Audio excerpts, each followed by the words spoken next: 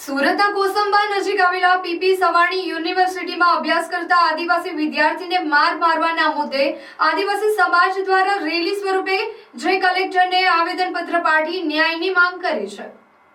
ભરૂચ જિલ્લા આદિવાસી સમાજના આગેવાનો મહેશ વસાવા, ફતેહસિંહ વસાવા, ધનરાજ વસાવા, અનિલ ભગત સહિતના સભ્યોએ આજે ભરૂચના રેલવે સ્ટેશન સ્થિત બાબા સાહેબ આંબેડકરની પ્રતિમાથી રેલી સ્વરૂપે જિલ્લા કલેક્ટર કચેરી પહોંચી કલેક્ટરને આવેદનપત્ર પાઠવ્યું હતું, જેમાં જણાવ્યા અનુસાર કોસંબા નજીક આવેલી પીપી સવાણી યુનિવર્સિટીમાં અભ્યાસ કરતા આદિવાસી વિદ્યાર્થી તનુજ વસાવાએ પોતાની ગાડી પર વસાવા લખાવવાના મામલે અન્ય વિદ્યાર્થીઓએ હુમલો કર્યો હોવાની ઘટના સામે આવી હતી, જે બાદ અંકલેશ્વર જીઆઈડીસીમાં પણ આ વિદ્યાર્થીઓને જ માર મારવામાં આવ્યો હતો। આ અંગે આદિવાસી સમાજ દ્વારા અંકલેશ્વર જીઆઈડીસી પોલીસ મથકે ફરિયાદ નોંધાવી હતી।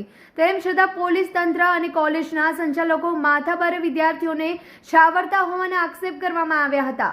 આ માથાભારે તત્વો સામે કડક કાર્યવાહી કરવામાં આવે તેવી માંગ કરવામાં આવી છે અને જો આ લોકો સામે પગલાં નહીં ભરવામાં આવે તો આંદોલનની ચીમકી ઉચ્ચારવામાં આવશે।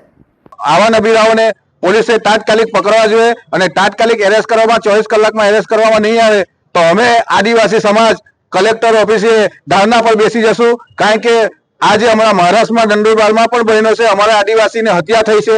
આવા નવા બનાવો અમારા સમાજ સાથે બનતા રહેશે તો અમે કઈ આજ બેસી નહીં રહેવાના।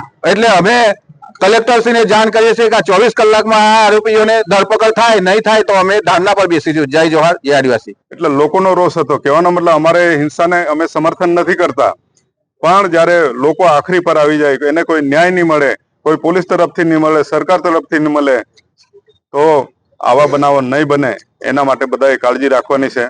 અને આ તનુજભાઈને ન્યાય નહીં મળે ને પેલા લોકોની ધરપકડ નહીં કરે તો અમે ધરણા પર અહીં બેસીશું અને આવનારા સમયની અંદર કદાચ અમારે રેલી કાઢવી પડે તો હજારોની સંખ્યામાં ભરૂચની અંદર અમે રેલી કાઢીશું। તો આની નોંધ સરકારે અને કલેક્ટરશ્રીએ લેવી જોઈએ।